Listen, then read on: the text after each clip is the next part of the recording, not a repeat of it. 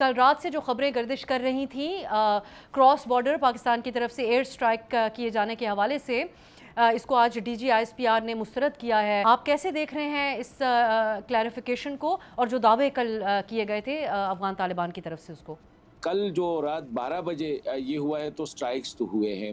اب پاکستان نے ڈینائی کیا ہے تو ظاہری بات ہے اسٹیٹ ڈینائل ہے, تو جب اسٹیٹ ڈینائی کرتے تو you have to believe in it. لیکن دوسری سائڈ سے افغان طالبان جو ہے وہ بالکل وہ شور ہے.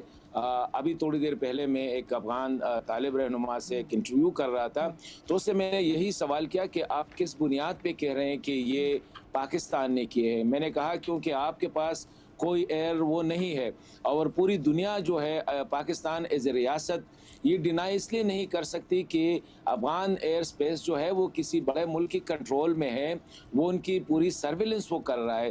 تو اگر پاکستان ڈینائی کرتا ہے اسٹیٹ لیول پہ تو ظاہری بات ہے امبیرسمنٹ ہوگی اگر کوئی دوسرا اس کو دیکھ رہا ہے. تو وہ کہہ رہا تھا کہ نہیں, ہمارے پاس ایسے شواہد ہیں جو میسائلز کے جو ڈبریز ہے یا ان کے جو ریمینز وغیرہ ہے یہ پاکستان نے کیے. لیکن میں سمجھتا ہوں کہ افغان طالبان کے لیے یہ ایک آسان وہ ہے کہ یہ پاکستان پہ اس کا الزام لگائے, اور یہ بلیویبل بھی ہے اسپیشلی افغانوں کے لیے جو موجودہ صورتحال ہے اور جو ایریاز ہٹ ہوئے ہیں, تو یہ بلیویبل ہے ان کے لیے, یہ قابل یقین ہے کہ یہ پاکستان کرے. ان کے علاوہ اگر دوسرے جو متوقع وجوہات ہو سکتے ہیں کہ جس طرح ہماری انٹیلیجنس اداروں کی رپورٹس کے مطابق جو طالبان کے مختلف فیکشنز ہیں یا نیو فیکشن جو بن رہے ہیں ان کے درمیان جو ہے اس وقت اختلافات ہیں اور وقتاً فوقتاً لڑائیاں بھی ہوتی رہتی ہے, تو یہ مختلف ہے. لیکن پھر بھی جب پاکستان نے ڈینائی کیا تو میرے خیال میں یہ ہمیں اس پہ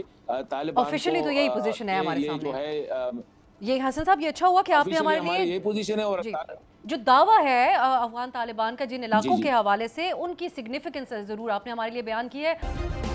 سبسکرائب کریں اور بیل دبائیں تاکہ کوئی خبر رہ نہ جائے.